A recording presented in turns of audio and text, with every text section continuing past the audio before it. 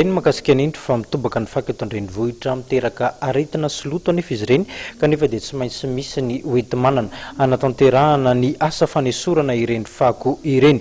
Isan'ny Laharam-pahamehana izany asa izany hoy ny fanazavan'ny lefitra voalohan'ny delegasion'ny tananan'Antananarivo raha Olga Rasamimanana. Miara-mahatsikaritra angamba isika fa mitobaka etseroa fako eto andrenivohitra amin'izao fotoana izao.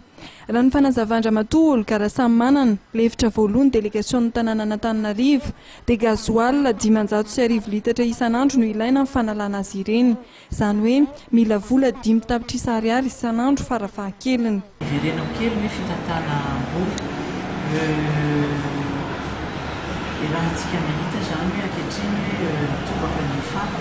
Efa misy ny ezaka natao ao anatin'ny andro vitsivitsy izay, nefa ny isan'ny baka octure eto amin'ny fiadiana tananan'Antananarivo dia 7,900 ny isany, ary eo amin'ny 100 eo izany farafabetsany aloha izao no tratra aneran'izao rehetrarehetra satria ny gazoalina ilay dia 500 litatra isan'andro farafahakeliny izany tokony hoe 5 millions d'ariary. Raha antsika mahita izany 5 millions d'ariary ny vola ilay entina analana fako. Fako aloha izany tena hoe laharam-pahamehana voalohany satria tsisy izay tsy mitabataba. Ny laharam-pahamehana ihany koa dia amin'izao vaninandro fahavaratra sy fidirantsika amin'ny vanim-potoana ny fety ny farany taona dia efa nanomboka nanao hetsika ny tao polisy munisipaly.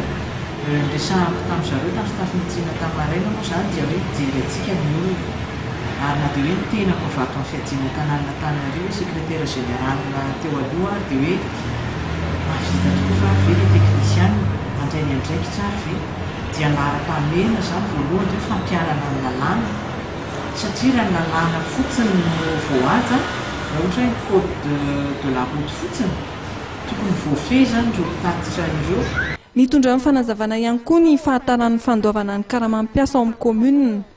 Somary misy fahatarana ny fandoavana ny karamam-piasa fa ny karamam-piasa dia ny dafin'ny fiadiana tananan'Antananarivo amin'ny hoe ordonnateur secondaire anazy dia efa manana fahefana feno foana izy hatramin'izay manana délégation de signature manao soumis ny karaman'ny mpiasa.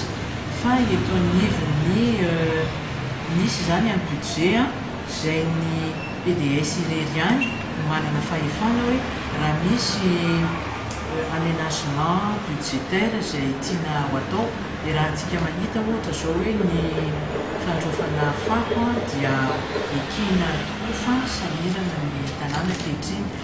Raha ny fanazavan'ny lefitra voalohany delegasion'ny tananan'Antananarivo dia amin'ny herinandro avy io rehefa tavaverina avy any ivelany ministry ny ady-tany sy ny mpiara-miasa aminy no hanaovana ny fomba ofisialy ny fametrahana ity tompon'andraikitra ao amin'ny commune Antananarivo renivohitra ity.